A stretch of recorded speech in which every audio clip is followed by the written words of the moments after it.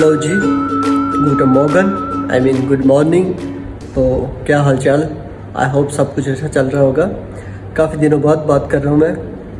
Exam थे मेरे, अपना सेकंड सेमेस्टर कंप्लीट हो गया है अल्हम्दुलिल्लाह। अभी रिज़ल्ट नहीं आया उसका, लेकिन विद इन फ्यू डेज़ अपनी थर्ड सेमेस्टर की क्लासेस स्टार्ट हो जाएंगी। तो सो फार सो गुड, अभी तक सब कुछ अच्छा चल रहा है। तो लेट्स सी, दुआ कीजिएगा नेक्स्ट भी अच्छा ही हो।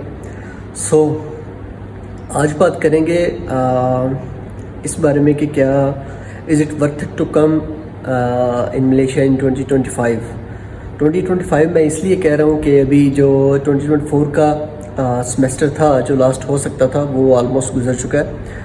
अक्टूबर सेमेस्टर जो था इनटेक अभी वो कंप्लीट हो गया। हमारी यूनिवर्सिटी में भी क्लासेज जो हैं वो स्टार्ट हो गई हैं, फ्रेशेस आना स्टार्ट हो गए हैं। तो वो तो गुजर गया। अभी जिसने भी अप्लाई करना है वो नेक्स्ट सेमेस्टर में अप्लाई होगा, और नेक्स्ट सेमेस्टर जो है वो 2025 का ही होगा। तो हम 2025 के बारे में ही मैं इसको मेंशन करूँगा। तो मुझे ऑलमोस्ट 1 साल से ज़्यादा हो गया, तकरीबन 14 माह हो रहे हैं मुझे यहाँ पे आए हुए। तो जो ग्राउंड रियलिटीज़ और ग्राउंड बेस चीज़ें जो है वो ऑब्जर्वेशन जो है वो ही मैं शेयर करूँगा अपनी इस वीडियो में भी, और हमेशा मैं वही चीज़ शेयर करता हूँ जो मेरी पर्सनल एक्सपीरियंस में गुजर चुकी हो, ताकि अगर किसी ने आना हो या अगर किसी को कुछ इन्फो चाहिए हो तो वो उससे रिलेट कर सके यहाँ पे आने के बाद खुद से। मैं कुछ पॉइंट्स मेंशन करूँगा और उस पॉइंट्स को लेके चलेंगे उस तरतीब के साथ, सीक्वेंस के साथ, ताकि एक जो न्यू आने वाला बच्चा है या जिसने अभी अपना इंटर कंप्लीट किया है, 12th स्टैंडर्ड अपना कंप्लीट किया पाकिस्तान से या इंडिया से या बांग्लादेश से, कहीं से भी, और वो आगे फर्दर अपनी स्टडीज़ को कंटिन्यू करना चाहता है इन एनी फॉरेन यूनिवर्सिटी, तो वो कौन से 3-4 पॉइंट्स हैं जो कंसीडर करता है एक स्टूडेंट, और क्या वो पॉइंट्स यहाँ पे मलेशिया में आने के लिए वो मैच कर पाएगा उनको या नहीं इन 2024 और 2025 में भी। तो इस चीज़ के बारे में बात करेंगे। सबसे पहला जो पॉइंट होता है कि आप अपनी जब जर्नी आप कंटिन्यू करते हो तो आपको चाहिए होती है रेजिडेंसी। सबसे पहले जो एक लॉन्ग टर्म अगर कोई बंदा सोच के चलता है तो रेजिडेंसी को वो कंसिडर करता है कि मैं अपने अगर 3 से 4 साल या 2 साल अपने किसी मुल्क को दे रहा हूँ, तो उसकी कोशिश होती है कि बाद में मुझे वहाँ पे TR PR और ये वाले चांसेस मिल सकें। तो इसमें इस चीज़ को नेगेटिव देंगे हम। मलेशिया में ये चीज़ बिल्कुल भी नहीं है। आपको रेजिडेंसी जो है वो यहाँ पे नहीं मिल सकेगी किसी भी सूरत में। आपको अगर अपनी डिग्री के बाद अपनी जॉब कंटिन्यू करनी है अपने रेलेवेंट फील्ड में, तो उसके लिए आपको प्रॉपर एक वर्क वीज़ा जो होता है वो अप्लाई करना पड़ेगा, और उसका अलग से एक प्रोसेस है और अलग से वो सारा सिस्टम है। स्टूडेंट का उसमें कुछ भी लेना देना नहीं है। हाँ, ये चीज़ है कि आपको जॉब ढूंढने में थोड़ी आसानी होगी यहाँ पे अपनी डिग्री कंप्लीट करने के बाद। तो रेजिडेंसी आपको बिल्कुल भी मिलेगी, इसमें नेगेटिव पॉइंट्स जाएंगे। उसके बाद आता है कि फ़ी अफोर्डेबिलिटी में मैं मलेशिया को पूरे पॉइंट्स दूंगा, क्योंकि इसकी फ़ी जो है वो काफ़ी अफोर्डिंग है। चाहे आप मास्टर्स कर रहे हो, चाहे आप बैचलर्स कर रहे हो, या ऑल्दो आप किसी भी डिप्लोमा में आ रहे हो, कोई शॉर्ट कोर्स में आ रहे हो, 1 ईयर का 2 ईयर का कोई भी कोर्स है, तो आप उसमें अगर आ रहे हो तो फीस जो है वो अफोर्डेबल है। क्योंकि मैं अगर अपने पर्सनल एक्सपीरियंस से बताऊँ तो मेरा ऑलमोस्ट UK में भी एडमिशन हो गया था, ऑस्ट्रेलिया में भी 1-2 यूनिवर्सिटीज़ में हो गया था। तो लेकिन ये जो है कि वहाँ पर की फ़ी जो है वो, मैं अपनी फील्ड भी नहीं था छोड़ना चाहता नर्सिंग, तो वहाँ की फ़ी जो है वो मेरी समझ में नहीं थी आ रही। तो मेरे लिए अफोर्डेबिलिटी का बहुत ज़्यादा इशू था, और उसको कंसिडर करते हुए मलेशिया ही मेरे पास ऑप्शन बचता था अपनी इंटरनेशनल डिग्री को कंप्लीट करने के लिए। तो I just go for it. तो अभी तक के लिए वो अच्छा रहा था मेरे लिए। एटलीस्ट मेरी डिग्री कंप्लीट हो रही है और मैं साथ में अपनी जॉब वगैरह भी कंटिन्यू कर रहा हूँ। तो अफोर्डेबिलिटी का इशू यहाँ पे नहीं होगा आपको। आप फ़ीस जो है वो अफोर्ड कर सकते हैं। नॉर्मल फ़ी रेंज जो है वो तकरीबन 10 से 12 लाख एनुअल होती है किसी भी कोर्स की।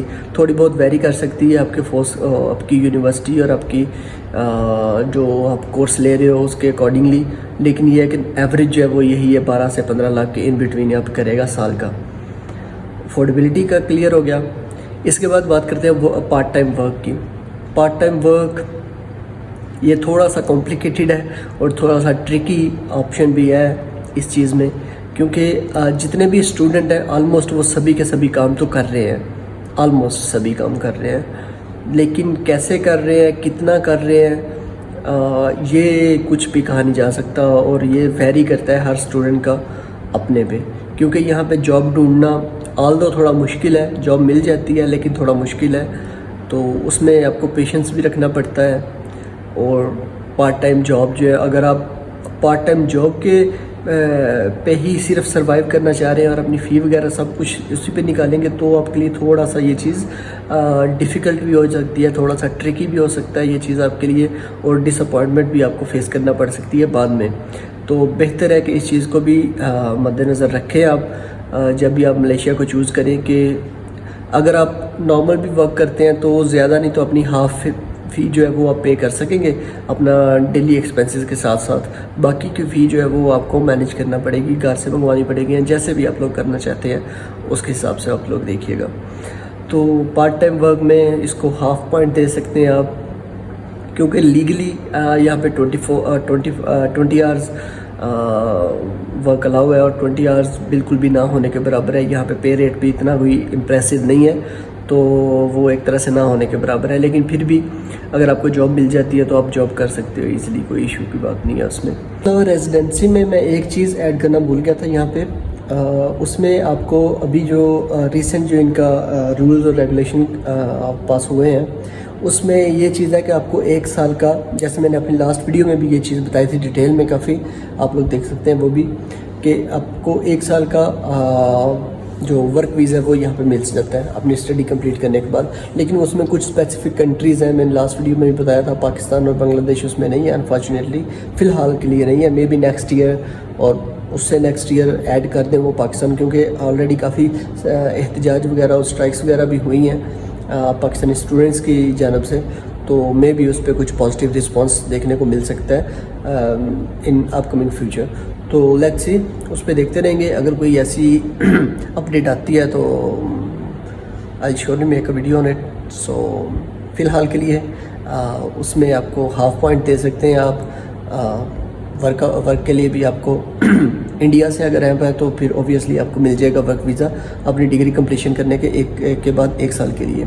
उसमें आप अपना जॉब ढूंढ सकते हैं, कोई भी 24 आवर्स आप काम कर सकते हैं अपना, ये चीज़ उसमें सब कुछ क्लियर हो जाएगी। उसके बाद अगर डेली एक्सपेंसेस की आप बात करते हैं तो डेली एक्सपेंसेस यहाँ पे बहुत कम है as compare to other countries. यहाँ पे आप इजीली अपना जो है वो नॉर्मल सी जॉब करके भी अपना डे टू डे जो है अपने एक्सपेंसेस है वो आप मैनेज कर सकोगे। ऑल्दो फीस के लिए आपको थोड़ा सा डिफ़िकल्टीज फेस करना पड़ेगी, लेकिन फिर भी ये गुड टू गो है कि आप अपना डेली एक्सपेंस मैनेज कर लोगे। तो I think it's a valid option. Most of the universities है दे ऑफर 40 to 50% स्कॉलरशिप्स, तो ये भी एक प्लस पॉइंट है कि जितनी भी यूनिवर्सिटीज़ हैं वो ऑलमोस्ट 50 to 60% आपको स्कॉलरशिप जो है वो ऑफ़र करेंगी, तो आपकी फ़ी जो है वो भी मिनिमम हो जाएगी उसमें। ये भी एक चीज़ है। बाकी यूनिवर्सिटी जो है वो दूसरे कंट्रीज़ में थोड़ा सा स्कॉलरशिप के लिए भी इशू आ जाता है, लेकिन ये है कि यहाँ पे आपको इजीली 40 to 50% स्कॉलरशिप जो है वो यूनिवर्सिटीज़ ऑफ़र करती हैं, तो आपको ये भी एक पॉइंट आप अपने माइंड में रख सकते हैं। उसके बाद तो मैं काफ़ी वीडियोस में ये चीज़ बता चुका हूँ ऑलरेडी, भी काफ़ी वीडियोस में ये चीज़ मेंशन कर चुका हूँ कि आइल्स वगैरह की ज़रूरत नहीं है यहाँ पे आने के लिए। आपको जस्ट अपना प्रोफिशिएंसी लेटर वगैरह अपना शो करवाना पड़ता है, वो अपने कॉलेज से, यूनिवर्सिटी से, कहीं से भी आप बनवा सकते हो, तो उसकी बेस पे आपका एडमिशन वगैरह हो जाता है और प्रॉपर आइल्स की जो वो ज़रूरत नहीं है। ऑल्दो जैसा हमारा नर्सिंग फील्ड है उसमें ज़रूरत है, जो स्पेसिफिक कुछ फील्ड्स हैं उसमें ज़रूरत पड़ सकती है, लेकिन मोस्टली आपको विदाउट आइल्स एडमिशन मिल जाता है इजीली।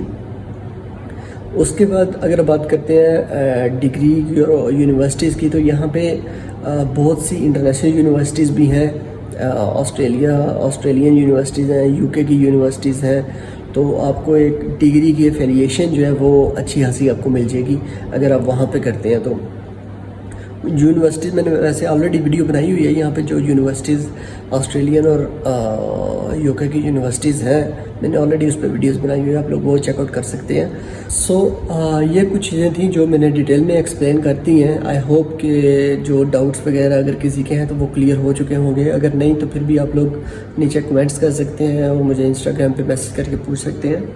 मैं कोशिश करूँगा पूरी रिप्लाई करने की और जल्दी से जल्दी करने की। सो इन द एंड अगर आप बात करते हैं कि अगर मेरी राय आप पूछते हैं तो मैं लाजमी कहूँगा कि आप इसको लाजमी चूज़ करें मलेशिया को।